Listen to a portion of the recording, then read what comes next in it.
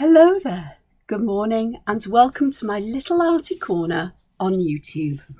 I'm just going to say it, I have many other little arty corners in various social media areas, and I always put links or descriptions to them in the description box underneath the video. So it'd be nice to see you there, or to tag me and show me what you're creating with some inspiration from what I do here at the moment. And I share these variations for lots of reasons. One is to show that it's not as difficult to work with variations as people think. It's one little step at a time, but also to give inspiration for shapes and patterns perhaps that you'd like to use in your own work. And yeah, and it's and to give confidence to people and perhaps inspire you to pick a pen up and have a go, because it really is just one line at a time, one pen stroke at a time, and having simple patterns, variations, simple ways of constructing things makes it that much easier for people to start a journey of artistic expression using just pen and paper. And that's what I have here, except my paper is coloured because I colour it and I add some texture with stencils or stamps. And I have got a couple of videos that show how I do this. But if people want me to do a fresh one, I'll just say. But I favour distress ink simply because they're in my stash and I don't have to invest in any others, because I like the colours, I like the grungy feels that I can get, and I like the water reactiveness of them. I can also use them like you can with many other ink pads. It doesn't make any difference. But I'm a great proponent of saying, this is what I use, but you don't have to. If you've got something in your stash, use that. You can create backgrounds with watercolour. I think somebody's been considering using pan pastels. Anything, that you can colour a background with, you can do, as long as you can draw on the top of it afterwards. So, but I like it. It gives me that starting point on a page. Having said that, I will also draw on plain white paper, and there's always a reason for that, which mainly has to do with digital art. But yeah. So today's challenge is, today's fragment is Gamusinos by Oswaldo Burbano, another CZT. And this is the fragment that I have been given, or we've been given, in the 7F5R challenge group, Facebook group, for today, for the 24th. And when I did an earlier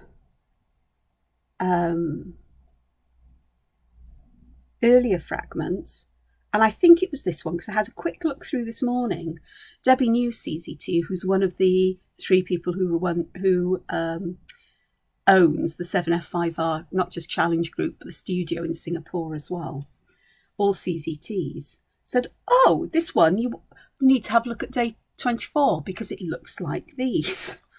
And here we go. So not quite the same, but this one, and this one, and this one, and this one, and this one, this one, they do bear some similarities. And I've often said that with these challenges, with these fragments, with these variations, is that things will overlap and you will come across the same kind of pattern, but in a different kind of way. I suppose the big variation between those and these is this band here, which is one of the sections, really. It's sort of like, it looks like a section of Huggins. And if you don't know Huggins, let me just grab, I've got some paper here. Huggins is a favourite kind of pattern. I haven't used it for a while, actually. But you have a grid, and I'll do mine 3 by 3. And you connect the outsides of the dots with these C shapes. And then the next one over, I'm going to go this way.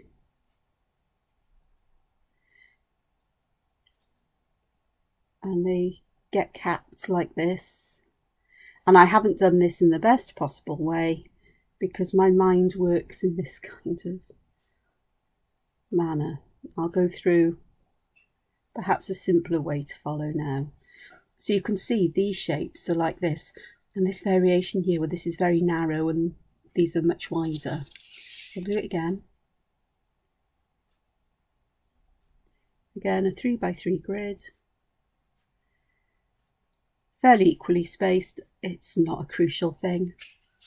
And then I do it so I go, that one goes up, next door goes down. And then here you could go up, but you end up with a different pattern. But you go opposite and the opposite direction there. This way and then this way. So it's an up, down, but you alternate you've got alternating lines of you start with an up, the next line is you start with a down, the next row is an up, the next one would be a down, and so on. Rotate the paper. We can't go that way because we can't join the outsides. Well, we can this way, but we have them crossing over. That could make actually an interesting pattern I've just worked out. But you start this way and then you carry on with that up, down. So this one is going to be down, up, and then this one will be an up, then a down, and so on to connect. Just have a look at that before I forget about it again. I'm not quite sure whether that is a productive kind of way of making a pattern. We shall see. So I shall go up, down, down, up, up, down. And then I said, instead of going up as I would have done here, let's see what happens if I go down. Oh!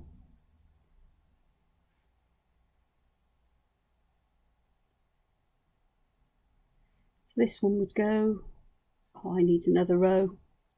Can't work it out. Oh gosh. Complete nuts.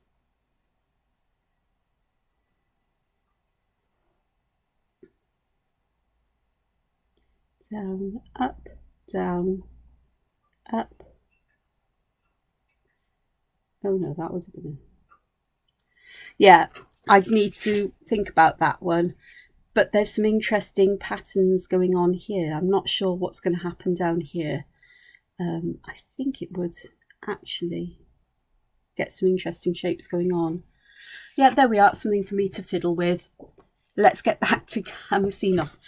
Before I go any further, thank you for liking videos, for leaving comments. I've got some comments to get back to. I just didn't manage to get round to it yesterday, but I will today. It's on my list, my mental list of things to do. So thank you very much to all my new subscribers. Thank you to those who've liked my videos. Thank you so much. Thank you, thank you, thank you. And I hope you'll enjoy this one. So this one starts with a leaf shape, and we're going to pop this kind of a Huggins shape in here. Now the pen I'm using today is an 05 Unipin pen. The reason why you might see I've got a plaster on my finger is I went delving through a box to find some pens, because the Sakura Pigma Sensais I've been using are wrecked, because everything gets wrecked for me with pens, apart from fountain pens. But I just want that change in weight today. I fancy drawing with a lighter weight pen, so that's what I do. So I've got a box of these. I bought a box of 25 of them because I use this kind of size a lot, because I tend to draw on A4 scale, and so that means that I like to get a bigger variation between my thick and thin lines, as it were. An 05 is one of my go-tos. So I've put that shape in the middle, and I have put aura lines there using an 01, and I'm popping in these almost crescent moons. Well, they are crescent moons, but they haven't got many repeats on them. Tucking them in underneath, and I could happily leave it there actually. But if we do Oswaldo's version,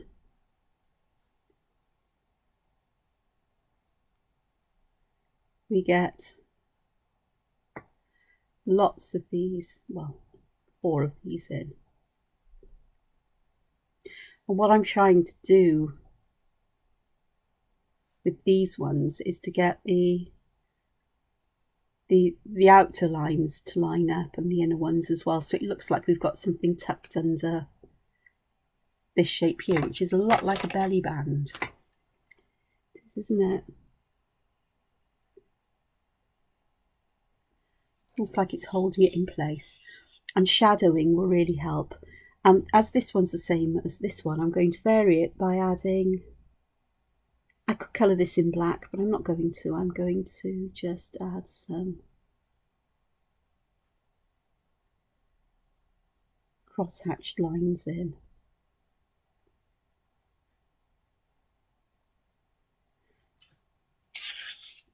And then I'm going to go, yeah, I do start by drawing lines in the middle, because if I want to get them fairly perpendicular or parallel, I prefer to start in the middle of a shape and work my way, well, whatever way takes my fancy, but it helps me. I can pick a space where perhaps I can draw one straight line, and that will help me pick that one in.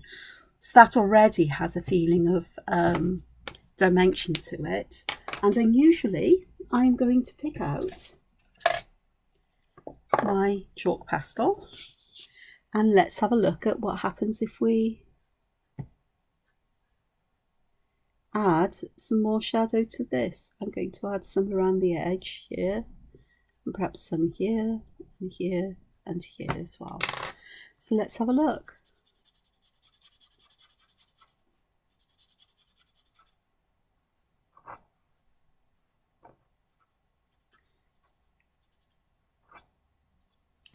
So there we are.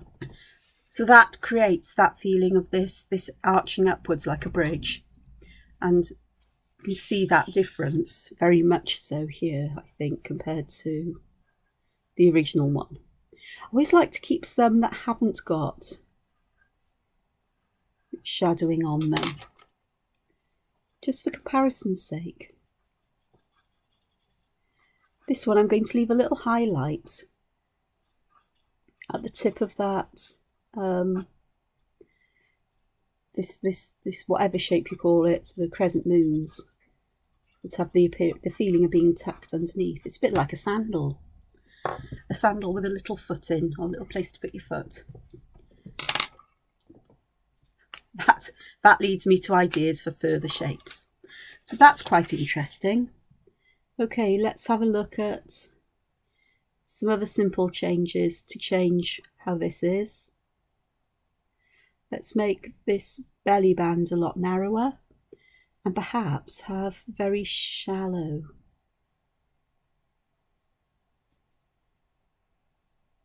versions of this here. Even something as simple as this can change how the pattern feels.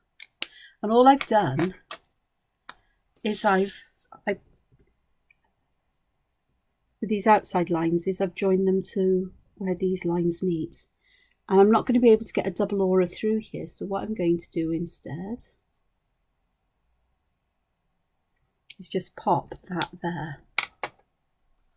Again, I'm just going to add some shadow to this, a little bit on the edge, and then underneath, like so. And I really do need to find a smaller one of these. So I want to create a shadow that looks like this is underneath.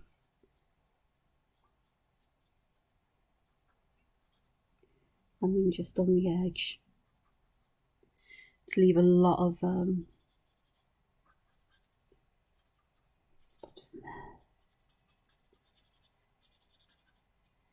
on the edge of that belly band to make it look like it's popping upwards.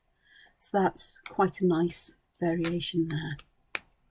Okay, so how about if we instead of, let's have a look, let's try something else. So how about instead of having a distinct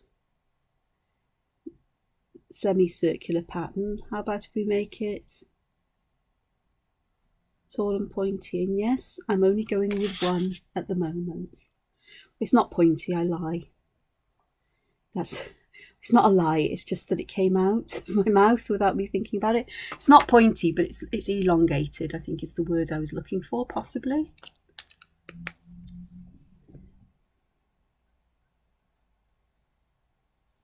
So perhaps a bit more challenging to put two of them in, perhaps.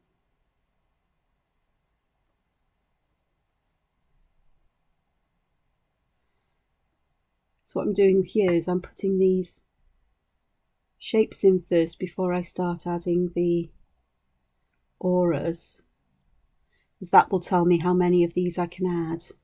So I could sneak another one in, especially if I use a finer pen.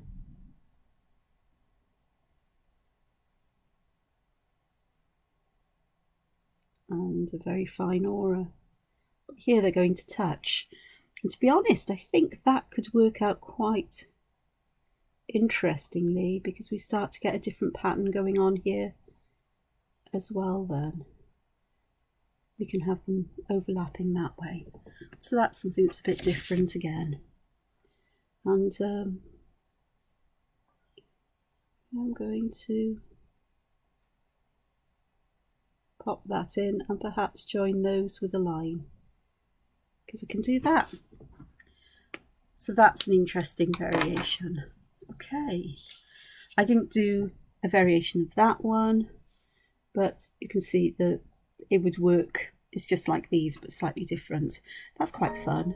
And I said about a pointy one, so let's put a different shape in.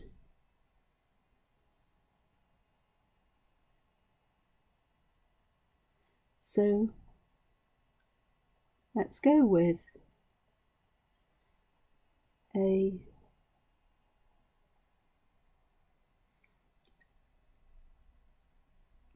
triangle or the corner of a square. And I think again I'm going to use my finer pen just to add one more around it, like so.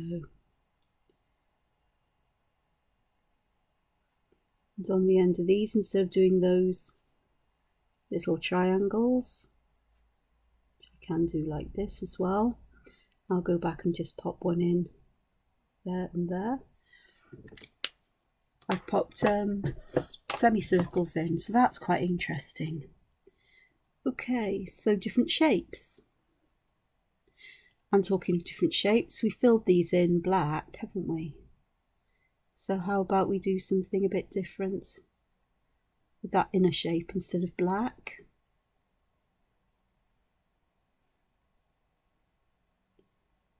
How about we fill it in with patterns? I'm doing lines that seem to radiate out from the centre. But equally you could fill this with any sort of filling pattern like tipple or print on or just squares or whatever. It just gives a different feel to it. And this one has got me thinking of another variant. You see how one side is much smaller than the other side. So if I put dots there, there's my central dot. So I'll go up about that far and down about that far. And how about if we go across? That's a bit of an angle.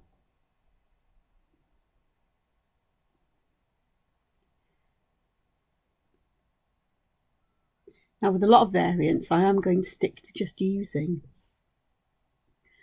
this middle kind of Crescent Moons or whichever, I can pop them in on the end. But I am tempted to just, there we go. And then that gives that kind of feeling there. Okay, so that's another one. So if I go to the next line, yeah, because I want a bit more space then. And I'm going to create one that's a leaf shape that's quite broad across the middle, because we're going to do this shape from top to bottom instead of from side to side.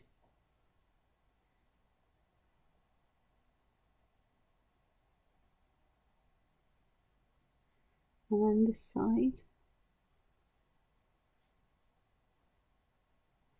It's like I've got lots of eyes poking out here now. You know, I see eyes everywhere in things. Pareidolia.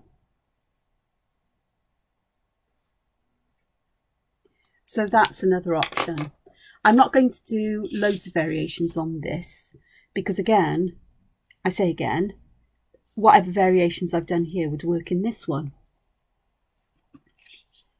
Okay, so let's have a look at, I'm going to stick to the vertical one.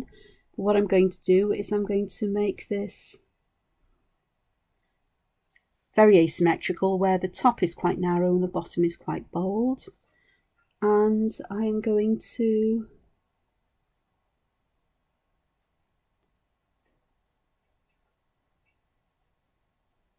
pop a version of Muka there. I often put spirals in the middle of my Mukas because I like spirals. So instead of having these, we could do a completely different kind of motif. So let me have a look here. And here, ooh, we can just squeeze those in. There we go. And I think on this one, here and here, I'm going to pop a border in like that. And that's possible in all of these. Well, I'll pop one in here. I think going forwards, I think I'd draw this inner border of the leaf shape in before I fill in shapes, perhaps, depending on what I'm doing. So that's it. That's interesting. And let's go to one that becomes very narrow in the middle. So I'm going to do this. I've decided I'm not going to do anything on the outside edge, so I am going to instead pop that kind of aura in. Because again, it helps with that feeling of over and under and dimension. And I could have done it with one of these. So let me have a look. Let me go back to the original kind of one. And let's just do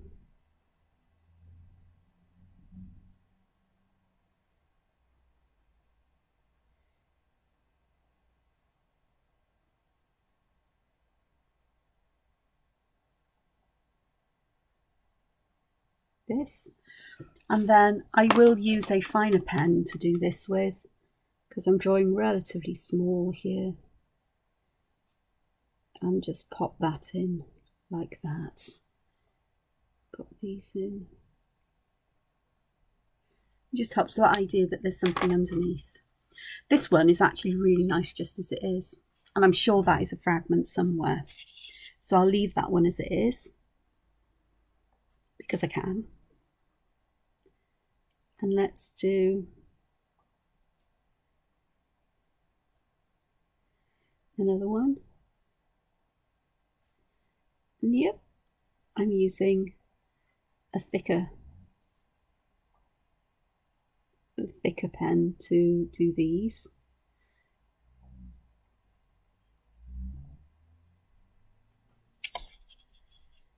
And then let's have a look at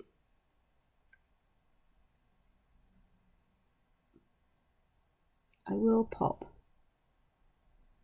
that in, but I'm also going to pop a couple of small ones in here. Very close lines. And then I'd be very tempted just to fill that background in with black, but I'm going to do some cross hatching just to get that feeling of shadow behind there. I'm looking for that place where I can draw one straight line, and I can use that then as my reference to get the other lines fairly parallel. So it's good to start with a nice long line.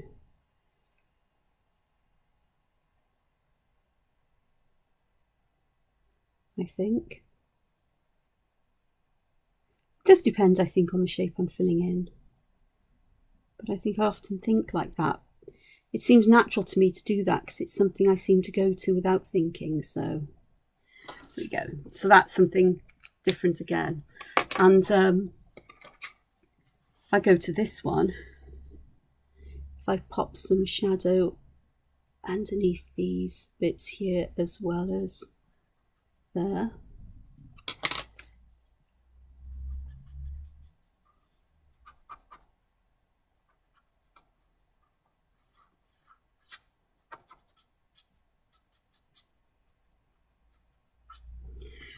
And that gives a feeling of perhaps this sticking up a little bit. Let me have a look and see if I can get a little bit of shadow along the edges here. We do need to get some smaller tortillons again.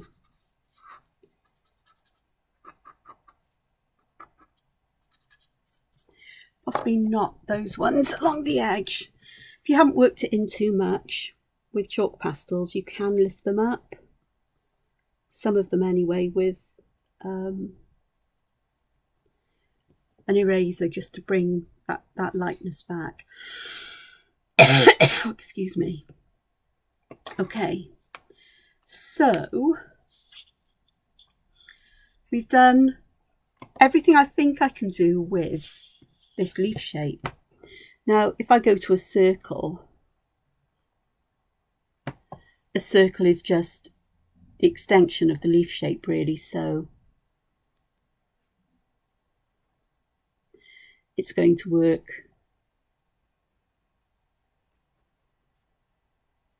in the same kind of way, just in a nice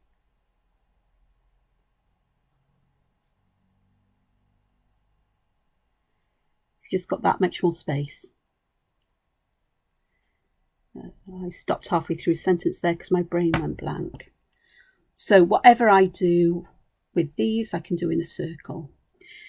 If I put two of these in and cross them, then we get a completely different fragment, and I'm very much aware of that one. So I'm not going to be adding multiple of these, but I do like the idea of having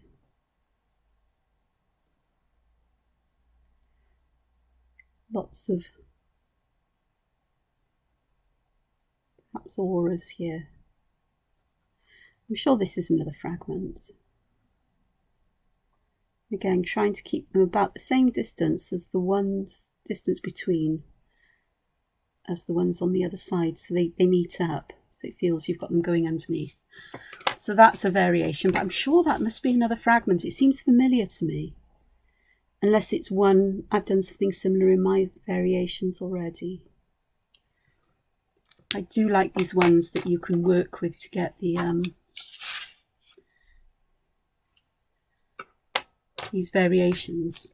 With this one, what I'm thinking of doing is perhaps adding some radiating lines. Now, as I'm doing this, I'm thinking, darn it, I should have gone up to the last but one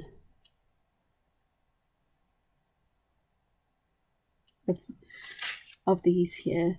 What I am going to do as well is I am going to make them thicker at the top end, the outside edge. I think you can see what I'm doing here.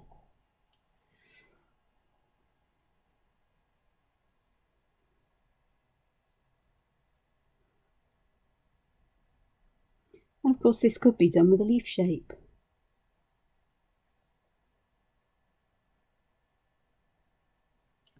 And then what we have is that feeling that we've got almost like this is disappearing into the distance.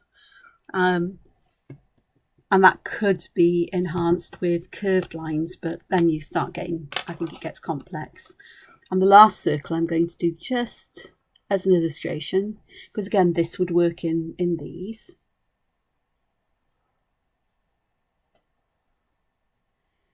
Is using this kind of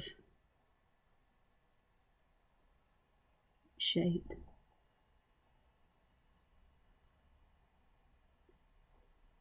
That's in.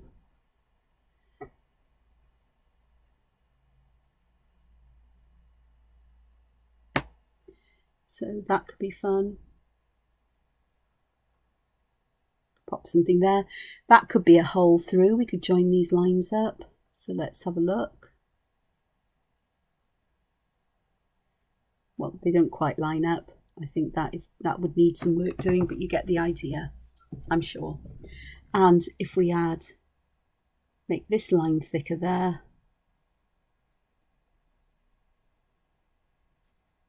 that line thicker there, and perhaps this one. It adds that feeling of dimension without adding shadow. You can do this on all of them. So if I go back to that one, if I go back to this one, oops, I have a very thick one here.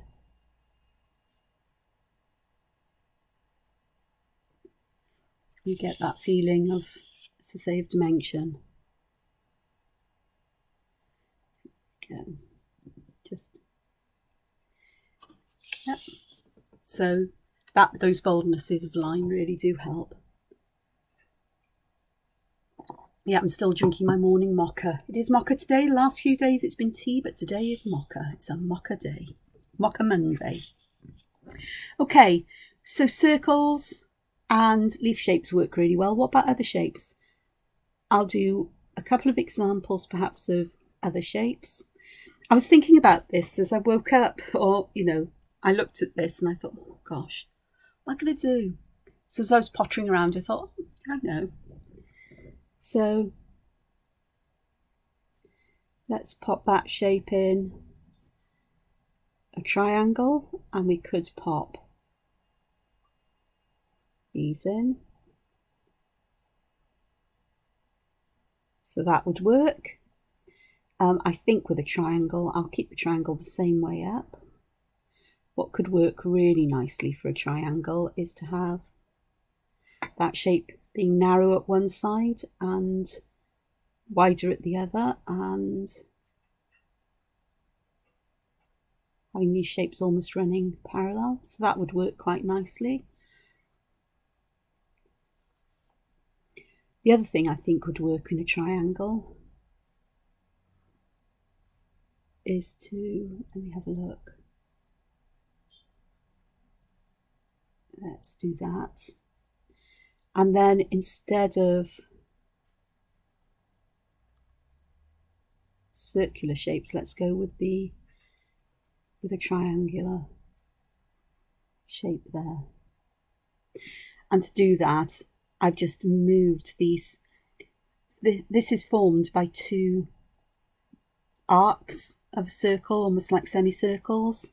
They're not quite, but I've drawn those in rather than focusing on the shape here, and this has created a rather interesting shape at the top. So I'm going to make use of that and split the shape like that. So that would be my inclination. The last one for a triangle is all of these we've gone from top top to bottom with those shapes. So how about from side to side?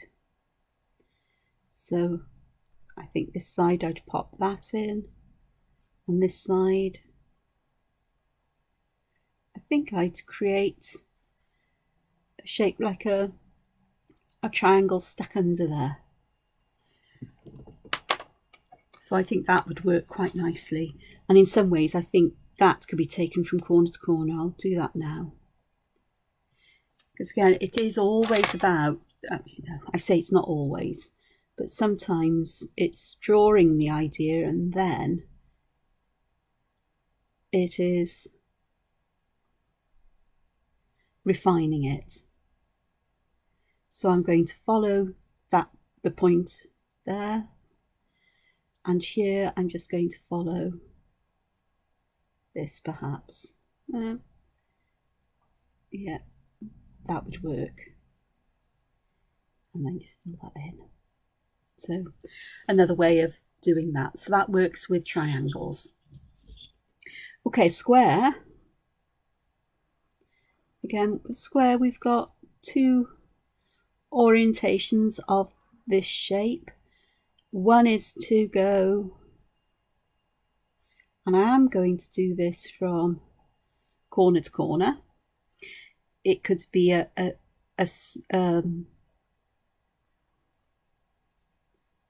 smoother, less, a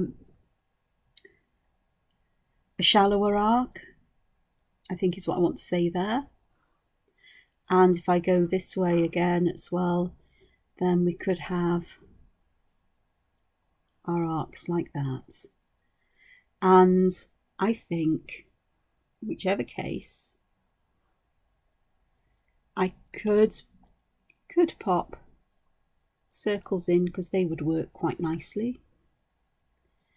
I'll pop the circle in there, but I think a square would work nicely there. And in this one, again, that square shape echoed along. So that's one way. The other way for a square is to do this diagonally, like this. And again, I'm sure this is a fragment in the primer or another pattern, but we can also let me have a look. Pencil is, I can start with these here, but I can also have this really quite broad. So the way I'm going to do that is create an arc from this point to that point, and from this point to this point. And then I'll just aura those to help you see what I've done. And then here I'll pop in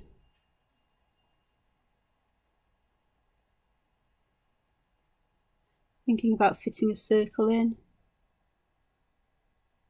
So that would work nicely. It's an asymmetrical kind of pattern, but as long as this is repeated around the grid, you'd have them fitting together in an interesting kind of way.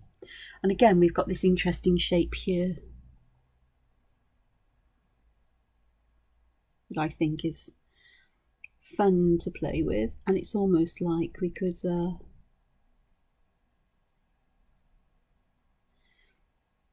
complete that if we use it as a window. Always looking for things. So that's quite fun, having that window through. Actually, that works quite nicely. Okay, so those are variations. All right, what about other shapes? I'm trying to think. The Ginkgo leaf would work like those because that's that kind of shape. Pentagon. Well, you can work it from point to point, but it's You can do it across the centre or with a pentagon. If you're brave enough to want to create a tessellation from this, it is from the point to a side. Okay, so those are two. And again, those variations in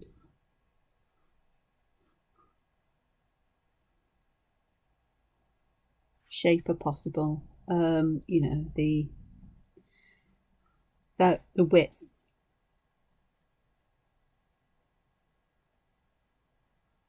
Like that.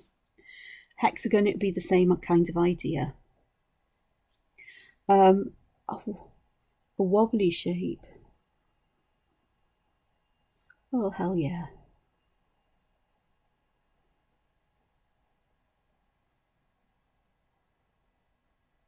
Of course you can. Heart shape.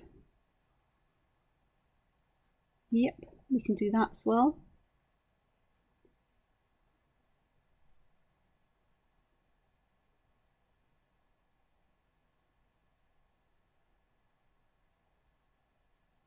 In fact, in a heart shape, it works really quite nicely. I think so. So it would work like that, but it would also work if we had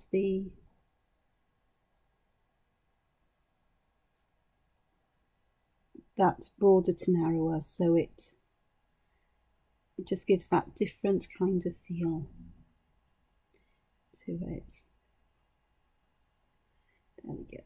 So that's a heart variation. A teardrop shape is a variation on a triangle. So a teardrop is a variation on a triangle, as is the ginkgo leaf kind of shape. And both of these would work perfectly fine and well. I'm just going to pop the black areas in there, so you get a feeling for it. Okay, so it's a very versatile fragment. It's proven to be, hasn't it?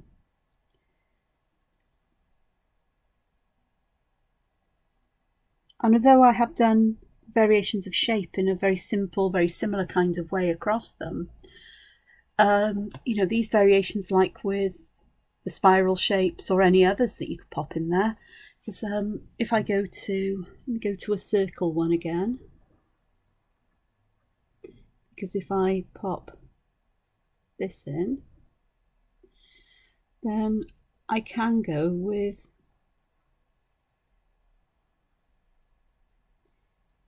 shapes like this.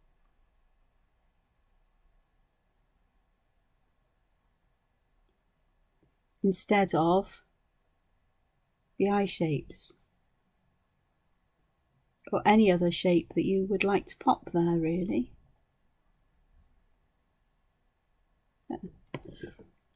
So, you know, I keep saying this, but with fragments, sort of like the possibilities are endless with them in so many ways. It just is how you approach them and take them and work with them going forward. So what I will do is I am going to just do a little bit of shading on some of these with this one. I really am going to get that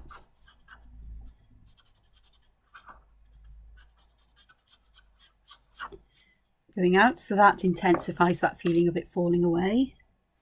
This one I'm going to do some shadow there, here, do a little bit on the other side.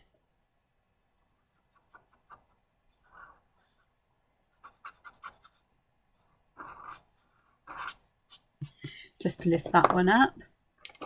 Okay, with the hearts, let me just have a look here, here, and here.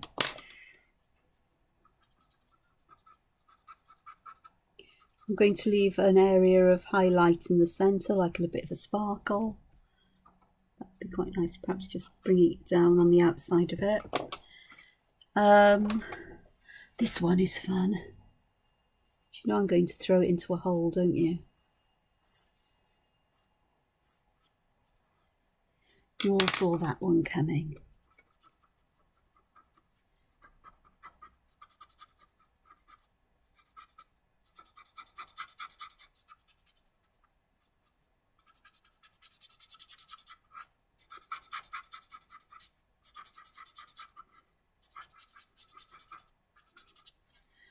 That highlight in the middle, and I think with this one I'd want more shadow there and perhaps more up around that top edge.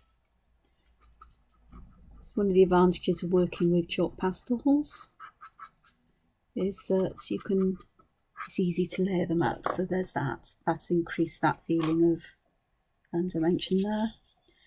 I think everything else is pretty much the same kind of idea. So yeah, so just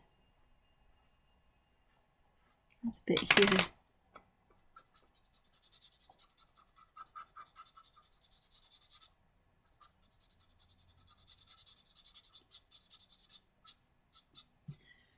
That could be a holder for so many things. You could fill it in with all kinds of things. So there we are. Page full of variations. Pretty much sticking to the original. It's just that I decided I'd rather like, instead of the 4 shapes, it's just the 2 more than anything. I think it does depend on the space you've got and what you're effect you're trying to achieve. But I do, you know, these are just lovely. I would not enjoy this having the ones in the corner, I don't think. But by all means, have a go and see what happens. You know, these are just starting places for you to, in many ways, to work on and to develop your own eventually, is to just sit down. You don't know what to do. Got a few minutes to spare. Pick a fragment and just start with one and just work your way through and see what you come up with. And keep track of them. I keep mine in a little disc-bound notebook at the moment. So I've always got them to refer to. So all I'm going to do is I'm going to say thank you so much for joining me. It has been an absolute pleasure. I hope you've enjoyed what you've seen here. I hope it's inspired you. If it has, please give me a thumbs up for the video. Consider subscribing, and hopefully I'll see you back here. So until I see you again, take care for now. Bye-bye. Bye.